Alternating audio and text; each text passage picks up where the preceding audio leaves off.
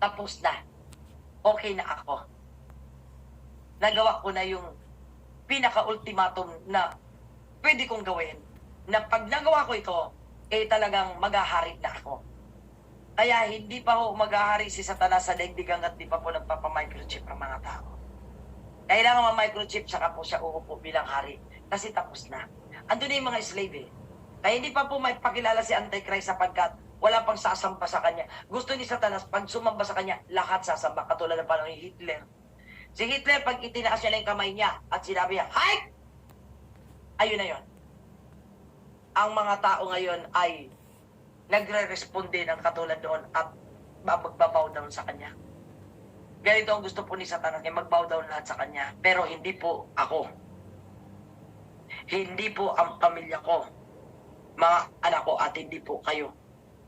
Hindi tayo luluhod kay Satanas. Wala tayong chip. Hindi tayo magkakaroon ng chip.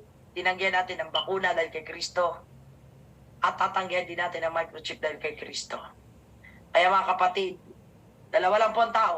Yung may tatak ni Kristo at yung walang tatak. Yung walang tatak ni Jesus ay matagal na silang nakadestino kay Satanas. Yung walang tatak ng Holy Spirit, iyon ang tatanggap ng tatak. Hindi mangyayari, pakatandaan nyo, sinaliksik ko ito na mabuti. Mangyayari kailanman ang may tatak ng Holy Spirit na matatatakan ng dyablo. Huwag na huwag ninyo itong babaliin. Papatayin kayo talaga ng Diyos dito. Ang magsasalita na hindi totoo ito, ang may tatak ng Holy Spirit, hindi kailanman matatatakan ni Satanas. Hindi tatanggap ng microchip ito. Pero merong mga taong walang bakuna, walang Kristo, tatanggap sila ng microchip. Wala kang bakuna, wala ka namang Kristo, tatanggapin mo si microchip dahil wala kang tatak ng Holy Spirit.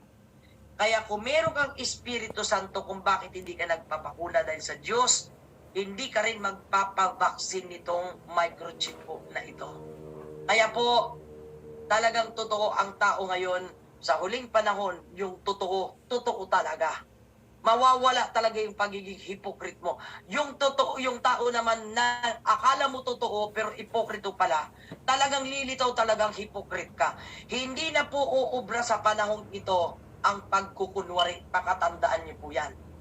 Hindi, kahit ikaw ngayon na nagkukunwari, ilalantad ka talaga ng Diyos sa iyong mga gagawin.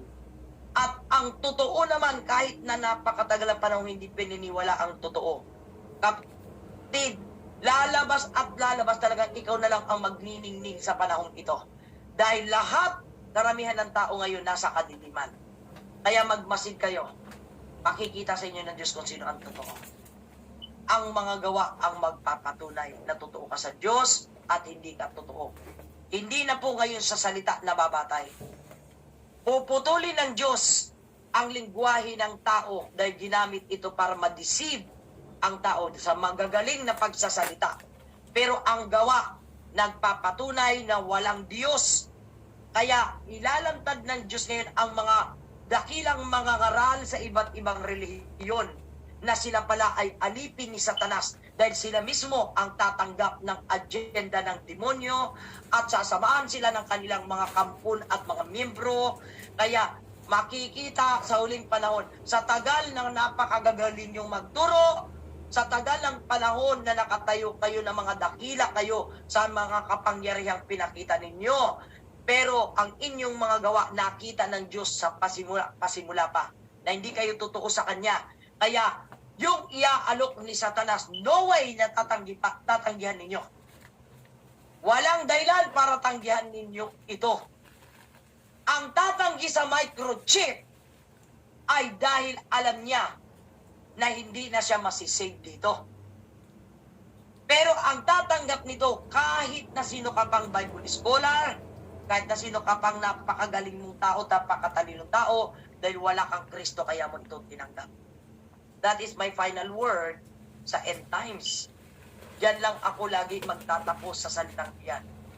Ang madadaya, walang Holy Spirit. Ang tatanggi ay dahil alam niya na meron siyang Espiritu Santo. Kaya, baka naisin ng bawat tao ngayon na meron kang Holy Spirit.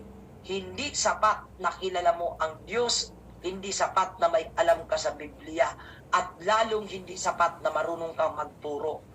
Dapat may Holy Spirit ka. Ang merong taong Holy Spirit, naglalakad sa bagong buhay. Hindi mo kaya yan magbagong buhay pag wala kang Espiritu Santo. Dahil ang Holy Spirit ang mag-i-inspire sa'yo. Ang Holy Spirit ang magtuturo sa'yo. Ang Holy Spirit ang mag-i-entice ng entusiasm mo na makasunod sa Diyos. Ang Holy Spirit ang magbibigay sa'yo ng daan, ng konkretong plano. At ang Holy Spirit ang magbibigay sa'yo ng mga warnings, ng mga don'ts na huwag mo talagang gagawin ito. Kapatid, pag wala kang Holy Spirit, ang tao kahit ano pwede. Pwede kang tumanggi sa bakuna, pero hindi mo tatanggi ang microchip. Ilan po?